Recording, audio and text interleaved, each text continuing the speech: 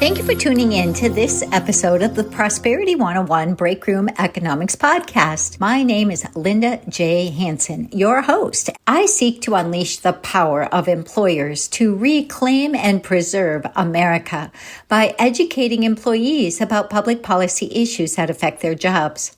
I believe this leads to greater employee loyalty, engagement, and retention, and to an increased awareness of the blessings and responsibilities of living in a free society. Join us each week and be sure to visit prosperity101.com for resources and information. Thank you so very much for joining with us today. It is always a pleasure to think of everyone in the audience, whether you're listening to the audio version or you're watching the video that we now have offering on Rumble and YouTube. But we thank you so much that you are part of this audience and you care enough about the issues in America that you are taking time to tune in. So today I have someone that has information that matters to you. Likely you drive a car.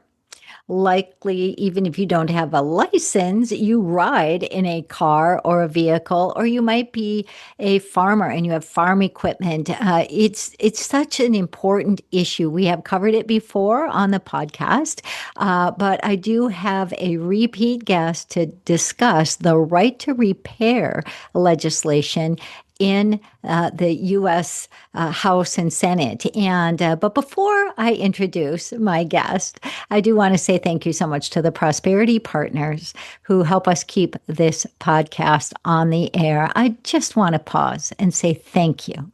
When you have sent money in, I know you're making a choice. So thank you so much for little amounts or bigger amounts. It doesn't matter. The fact that you're engaged with this effort and you support this work means the world to me. So, and if you'd like to become a Prosperity Partner, please go to the website, prosperity101.com, and hit the Prosperity Partner link. Also, I'd like to just give a little tease that we have something coming up soon. I'll be releasing a new opportunity for employers and those who support our efforts, either by monetary support or even just support to share what we do with others. So keep watching this space because in the next week or two, I'll have a pretty big announcement. So keep watching this space.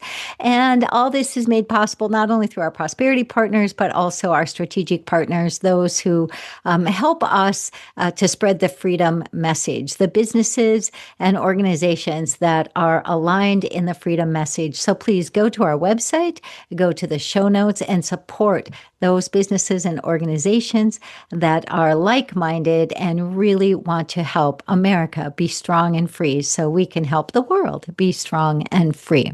So with all of that being said, I'll go back to my guest, who is a repeat guest and someone who I value so highly, Eric Johnson. Eric is with Arnold Motor Supply in Spencer, Iowa. He has been on the podcast before, and in my mind, Eric is one of the just greatest examples of someone who really wants to pour into the workforce, who wants to help employees understand the connection between policy and paycheck, and also wants to help employees understand that he cares about them. It's more than a job to him. And so, Eric, I thank you. I know you view your job as a calling from God. You view it as a ministry in so many ways, and it shows. And I just want to thank you for that, but also thank you for joining me again on the podcast. Welcome. Wow, that's quite the introduction. Thanks, Linda. I appreciate it. I enjoy the opportunity to chat about some of the issues. Yeah, you have been a great inspiration to me in so many ways. But before we get into some of the issues and things, you're sitting in your office there at Arnold Motor Supply. For those who may be listening who didn't hear the first episode, can you explain a little bit about the history of Arnold Motor Supply and how you ended up being in that chair? Certainly. Yeah, I'd love to. One of my favorite things is to talk about this company.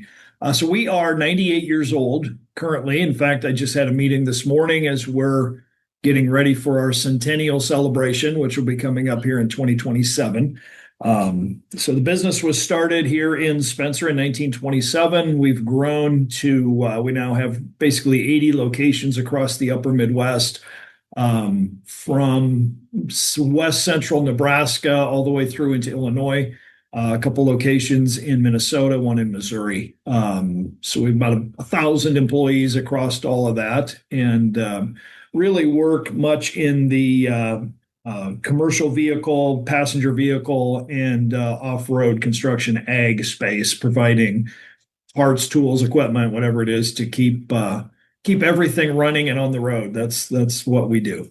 That's what you do. And you have retail stores and online purchasing and, of course, wholesale, correct? Yes. Yep. Yes. Yep. All of the above. Yes, Right. all of the above. And we will give the website at the end. So, listeners, you can go and learn how to be a customer of Arnold Motor Supply. But it's a great place. It's a great place to work. It's a great operation. And Eric has been at the helm for how long? Roughly just about 6 years. It'll 6 be years. 6 years coming up here this winter. Yeah. Mhm. And I'm going to ask you one more question about that before we go into policy. Okay. But what would you say is your biggest challenge in that role? Well, anytime that you have 1,000 employees, there that number in and of itself comes with challenges. So, basically, I take seriously the responsibility to make decisions that help them be successful, help them, that's where their livelihood is coming from. We're also a partnership, so we are owned by essentially 300 people. So a lot of people's a significant portion of their life savings is invested in this company. So, I'd say the biggest challenge is navigating the responsibility to all those people and to lead in a way that puts them first, in the sense of making sure that their investment is successful and making sure that their career and employment is successful. Hmm. Well, and I know from firsthand experience seeing you in action with employees and hearing other things, you really are committed to that, making your employees successful and helping them to realize that this is a company that cares about them. And that's, Yeah. yeah, Yep. definitely. That's one Yep. of the things I And really try to promote is like when you let your employees know how much you care, they care about what you know, and they'll be more right. receptive to anything you try to share with them, whether it's about public policy or whether it's about community involvement, or especially for faith-based employers, maybe even your faith. And so, which I know that you have been able to share at times as well. So it opens up such communication when your heart is to uh, protect and care and give and provide and be Yeah. transparent, to be Yeah. transparent.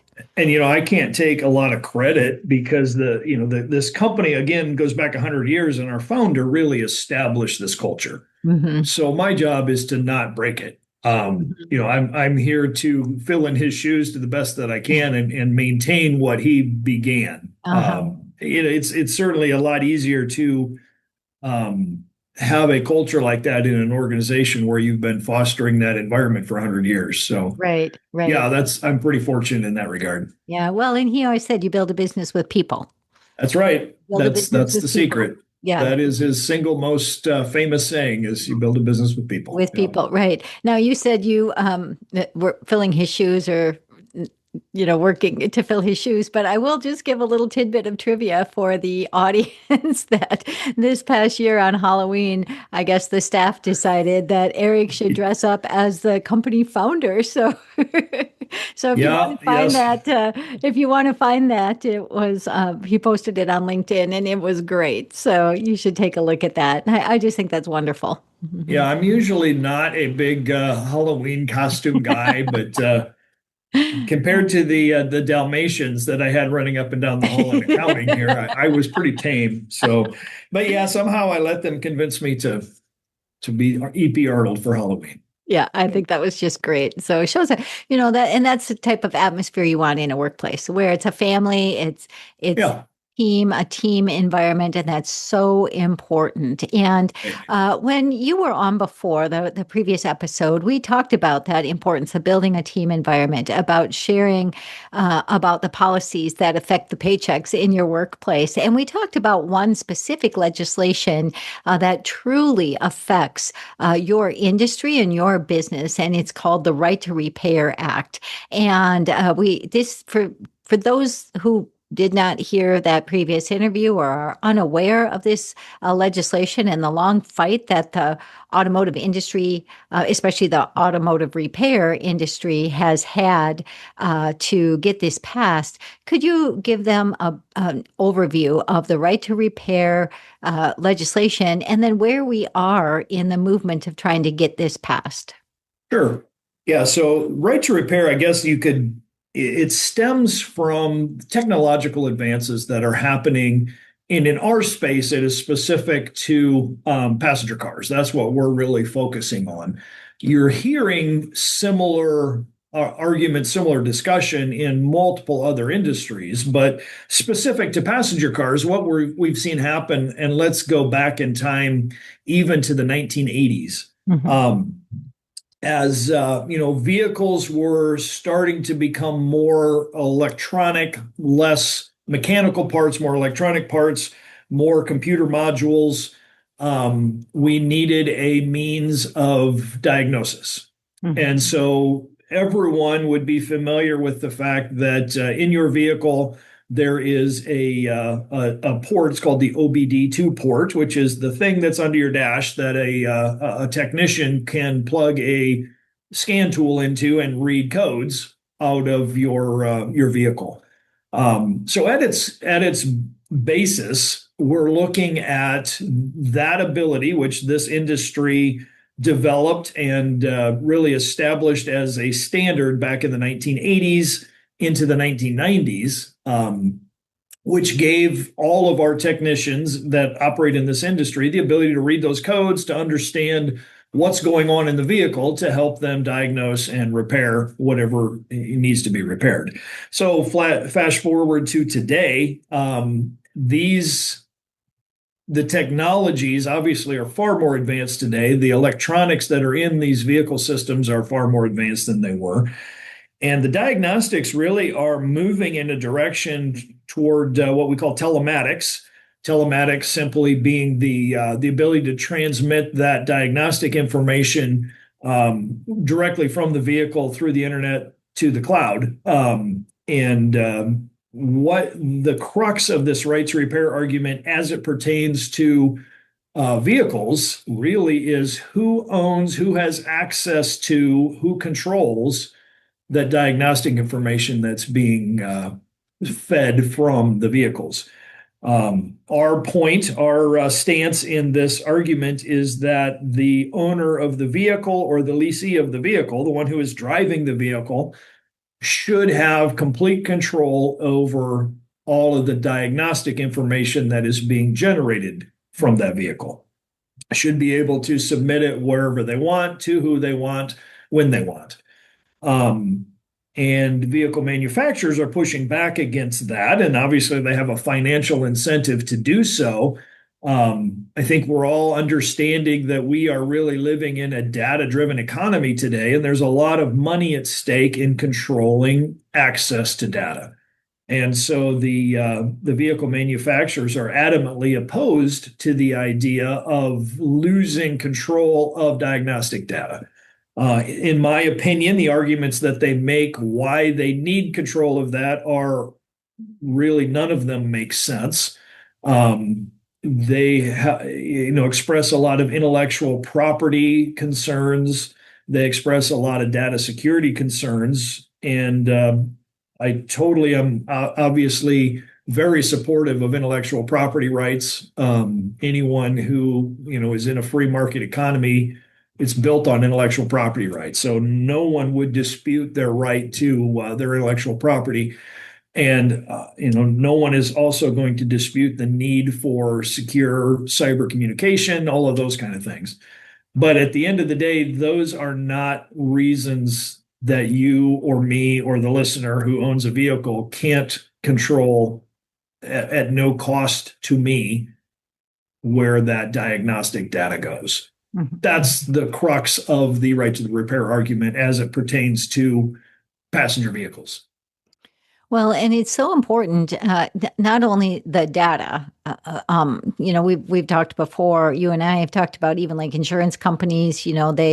They sometimes some cars have data that how much do you weigh when you sit in the seat, how fast do you drive, how quickly do you brake, do you use your turn signals, all these things, which is so intrusive. Exactly, but I mean, we can understand why they want that, but then who has that data long term? Is whose data is that? It should belong to the individual, and so that is something. But when we're talking about repair, I know we discussed before in the previous interview about even farmers. The ag industry, they can be wanting to repair their tractors, and they may have two others that have all the right parts or something, but there may be restrictions on what they can repair. And this is just so damaging to the businesses, to especially, think of businesses with fleet vehicles, and the I guess the limitations on being able to repair the vehicles within their fleet, or maybe even the people who drive those cars within that fleet, if they know how to fix certain things. And it's just really intrusive, I think, on people's rights, but also indicative of the time when everything is, trying to be controlled. So you said, I mean, we've been fighting this fight for a long time in the legislature, and, each year it comes up and, it gets a little farther along, whatever. It seems like this year there might be some really good traction for it. So can you explain where this is in terms of, the legislation journey? But then also we want to make sure businesses, understand how it affects them, but then what they can do about it. Yeah. So yeah, I think I've been traveling to DC for about 8 years to talk about this issue.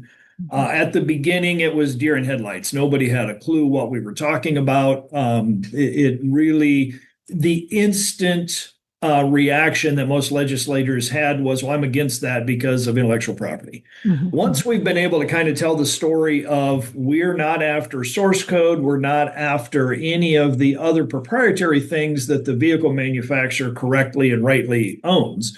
All we're after is the diagnostic data that's being generated by the vehicle. They've started to understand that this does make sense, and so there has been a shift within in the legislative space over that period of time that I've been going out there. So for the last couple of years, we have been able to get a bill introduced. This year, there actually is one in the House. It's HR 1566, and one in the Senate, which is S 1379. So at least, we've made it that far. We are now trying to get it through committee and to the floor for a vote. And so at this point, it kind of comes down to talking to different legislative aides and getting into more of the minutia of the bill, the language. What is it about this language that may give you pause to give us a yes vote should it make it out of committee and hit the floor? So a lot of those things are going on just to get a better understanding of, to me, this is a no-brainer. It makes total sense. Why would anyone not support this? But yet they do have legitimate pieces within the language. One of the things that we recently heard was it was a little too loosely written, which gives the administrative state a little bit too much leeway to determine how they're going to enforce it, which makes sense. I mean, Mhm. it needs to be crafted in a way that is specific as to what we're doing. So I think there are some just semantics of language that we're working through. But in general, I do think that the legislators are supportive. So we have done things within our company there is one particular legislator who is on the House committee in play here. And we have several locations in that district. So I have asked company wide, I have asked people to just go to different websites that are Auto Care Association has set up to help facilitate, make it easy for them to send a message and support. But I have made specific calls and emails to those locations in the district of the representative who sits on that committee to make sure that our voice is heard. We have hosted the representative in one of our facilities, and I've been in DC to visit their office more times than I can count at this point. So it's that perpetual, just constant persuasion, and just continue to make your case and make your voice heard. But at the end of the day, we do have the big advantage of this is a consumer rights issue. And so, it's pretty easy to tell the story about let's do what's best for the American public as consumers. And it also is a grassroots, while the auto manufacturers have a lot more money than we do, obviously, we can point to all of our employees in local districts that say all of us are impacted by this legislation. Speaking of the vehicle manufacturers, when we were last in Washington, D.C., which was in September, we had a industry-wide event. We call it a legislative summit, where among other meetings that were taking place, several hundred of us went to Capitol Hill to discuss with our individual legislators. And while we were there, the vehicle manufacturers had rented trucks with fight right to repair messaging on the trucks to try and get into the heads of legislators. I take that as a very positive sign that while we have hundreds of people out there to sit down and talk face to face with legislators, they're wasting money on trucks, billboard trucks, to drive around with messaging. I mean, that smacks of desperation to me. Yeah. But it's interesting how that whole process works. To actually try to get something done in Washington, D.C. Right. Well, to actually get something done in Washington, D.C. is quite an experience. You need like a whole lifetime, I think. Right. I often say it's like 8 layers of a spider web, and each point on the spider web has to be touched and connected with before you can get the legislation passed. And by the time you get up to the top layer, that's just about the time somebody retires, or there's an election and some new person's in, or all the staff is gone because they took different jobs, and you're just like, really, back to square one. Yep. Start over. Yeah. And people don't realize, because it seems like, why don't we do this common sense thing in government? And, right. Did you just say common sense in government? I know. Yeah. I know it's an oxymoron, but Yep. yeah. But this is a great example too. You brought up the association, and I'm so glad you did, because just for full disclosure with the listeners here, I'm so grateful. Eric has actually been a client of Prosperity 101. I'm so thankful that you've been using the course in the workplace, my online course, but also you invited me in to speak to one of your employee meetings, and it was really great to talk to the employees, but also to encourage them. When you can provide information for your employees that gives them, the full spectrum of understanding about this issue and how it affects their paychecks, affects their family, affects their community, affects the business that employs them, then they can make up their own mind. I always tell employers, you don't have to tell them what to think or what to do. Just provide information and help them see what questions they might want to ask before they make a decision. And that's you were just such a great example of that. When I came and I talked to your employees, as I was starting to say that, you can have an association leader, you can have a lobbyist go into offices in DC or at your state legislature. And that can be great. I mean, it can be helpful. Of course, it brings attention to the matter. But if you have 1,000 employees from a certain congressional district that are calling the office of their representative, that speaks a lot louder. And so even 10 people in a congressional district, even 20 people, it's amazing. So, there's always the thing, if you, at the federal level, if you make a phone call or an email, they will view it as at least 1,000 people hold your opinion. And at the state level, they view it as at least 100 people hold your opinion. So this is huge. So the individual has a huge opportunity to really impact policy. And so it's important that they know which policies affect their paycheck. In your industry, we've got one glaring policy here, right to repair. In some other industries, it's other things, it's other regulatory issues or taxation issues. And to have an employer such as yourself who takes time out to help them understand how this affects the business, what they can do to be a more informed citizen about it, but then what they can do to protect their own paycheck or future. I mean, you're giving them a gift. And this is what I always say with Prosperity 101, you're showing them you care. This is so important. So, do you have anything to add to that? No, I do. I think as a leader of the organization, I approach this from the mindset of these are smart people. Every one of them is intelligent. They're very capable people. And so, yeah, I don't bother to try and tell them you have to do this or you have to vote this way or you have to, tell the legislator this. I present them the facts. And when the side that you're trying to argue is the right side, I mean, when it makes sense and it's what's best for everybody, it's a pretty easy story to tell, just to put out the facts and let truth land where truth lands, because Right. that's just an easy way to do it. I always say, if you see somebody who is just yelling and screaming, and they probably, if they're trying to drown out the opposition, that means they don't have any truth to their argument and all they can rely on is volume. So, in our case, we just try to get the facts out there, get it into as many hands as we can, and let them trust them to, react in the way that makes sense. I give them all the tools.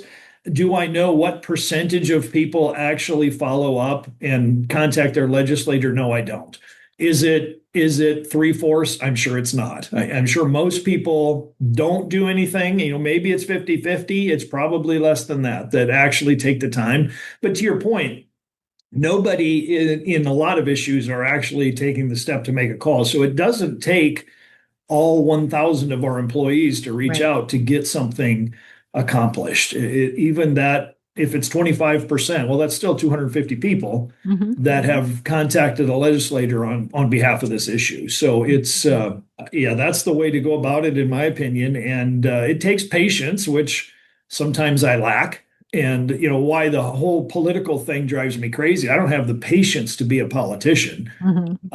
Because I have, when we get stuff done, we get it done in an hour Hmm. instead of a year. So that's just the difference between the pace in which things move on Right. Main Street as opposed to on Pennsylvania Avenue. But Exactly, exactly. And that's good. But, one thing you're doing, though, by sharing this information with them, whether it's the information I have with Prosperity 101, which again, thank you. We're sharing information just on the basis of our government and how it works, but then different policy issues that affect them and really surround things like a specific legislation, right to repair. So we have very general information in the course, but then they can see that and apply it within the context of a specific legislation or their right. business. And I know you've said it helps them to take on a more ownership mentality, which I Mhm. just love, and that was always a goal for me in sharing this. But whether someone uses my material or just helps educate their workforce on how to make an impact with their elected officials, I mean, this carries over to every issue. So whether the employees work for you in the future or they don't, you have truly helped them become better citizens and better leaders. And that's a gift you've given back to the community and to our nation. So, I mean, I just salute that and thank you for that. And to every employer who's doing the same thing. I mean, this is how we change America. This is how we reclaim and preserve America. Yeah, no, I agree. And I think, the other thing that's important that we have taken advantage of is a political action committee.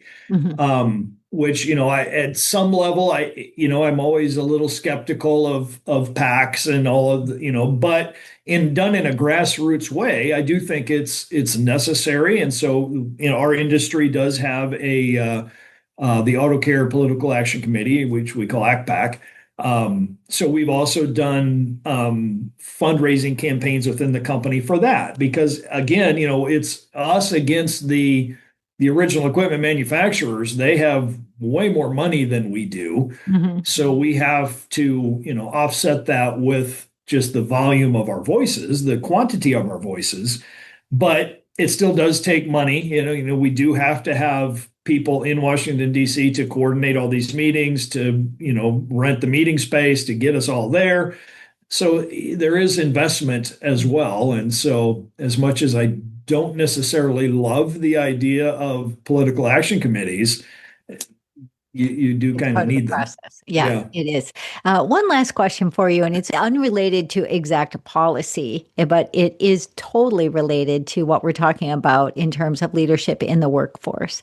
And I know that you are very dedicated to your walk with Christ and to living out that walk in the workplace. And what would you say to other employers who truly believe in the Judeo-Christian principles of this nation? They want to honor God in the way that they run their business or the way they treat their employees. And they want to be able to be vocal about that without, overstepping bounds, but by showing employees that they care. And what would you recommend to employers who really want to live out their faith and to honor God within the workplace? Well, I would say that when you base your life on the tenets of Scripture, I frequently say that when you make some of those big decisions based scripturally, a lot of your other decisions that you have to make just kind of flow naturally from that. So, how many decisions do I make in a day? I couldn't even begin to tell you.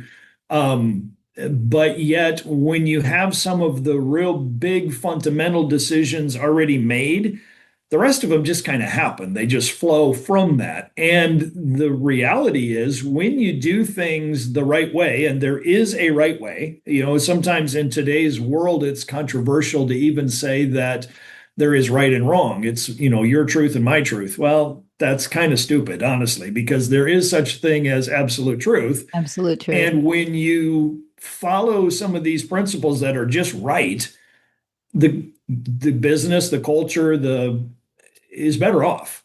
So even people who don't hold that same worldview benefit from it, because we are making decisions based on, honestly, the way the universe works, the way it was created to work. And so I think at the end of the day, there is overt and there's covert, if you will. Yes, overt, talk to people about, what your beliefs and encourage them in that. But there's also the covert in the sense of just lead right, lead according to the principles that are espoused in Scripture, that are laid out for us. Mm-hmm. And when you do both of those things, the entire organization, your customers, your community, everything is better off, because you're doing things in a way that benefits. Again, as Christians, it's not about us, it's about other people. Mm-hmm. And so when we live in a way that's beneficial to them, that is business. That's meeting the needs of your customers. That's meeting the needs of your employees. I mean, it just flows from that. Right. And choosing to honor Jesus Christ in the workplace, really does honor everyone. And whether they're believers or they're not, like you mentioned, just living that way and operating in that manner, that sense of humility and servanthood and truth, all truth is God's truth. And so, you mentioned absolute truth. There is absolute truth. And when we walk with that, we can really honor other people and elevate the atmosphere in the workplace, the atmosphere for everyone's families, and hopefully the flourishing and the freedom for everybody, both in your company and in the nation. And it really helps you to, are there people that disagree with my opinions there? Absolutely there are. Mm-hmm. But living that way helps me treat them better anyway. I Yeah. mean, so that it's a win-win in that regard. Right, right. Yeah. So that's great. Well, you've been such a great example for an employer, and but not only that, the Arnold Motor Supply is a great company to do business with. One last, thing. Do you have any other closing comments before we give your contact information and let people know how to reach you? The only thing I would say is don't be afraid to get involved in the political thing. When I first went to DC, it was 8 years ago, whenever it was, to do this, didn't have a clue how the process worked, but there were a lot of people who just helped make the connections, and it's not complicated. It's just, here's what I think, here's how this decision impacts me as a business, and here's how you can, the legislators really truly do want to know. They want to talk to you, they want to hear your voice, even if it's somebody who you don't like their policies or you disagree with them. They do really want to know. They want to learn. And so get involved. Don't be afraid of it. Don't be intimidated by, oh, I could never do that. It's Right. really pretty simple. It Yeah, is, and it just becomes something that's intimidating because it's not what we're familiar with. And so, exactly. but And if we those go ahead and legislators are no different than the rest of us. They're not right. smarter than we are. They're not, they may talk better in front of a camera than most of us, but as far as the rest of it, they're just like us. Right. And they can't know everything. So they No, rely absolutely on not. us to help them understand. I Yep. mean, they really do. They can't know Yeah, everything. they're I've usually been able, very appreciative. yeah, I've been able over the years to really alert legislators to so many things or things that are in bills that they had no idea. And they said, "Oh, I mean, they don't have time to go through everything. Think of what they're going through. Think of what you talked about decisions every day that you make or I make in a day.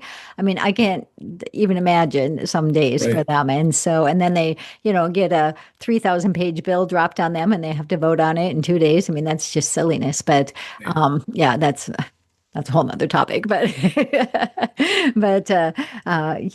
they do need our opinion. So again, and so for listeners too, before we give out the Arnold Motor Supply information or how to contact Eric, I want you to know that whether it's right to repair or another issue that you're concerned about, at the federal switchboard, the Capitol switchboard is 202-225-3121.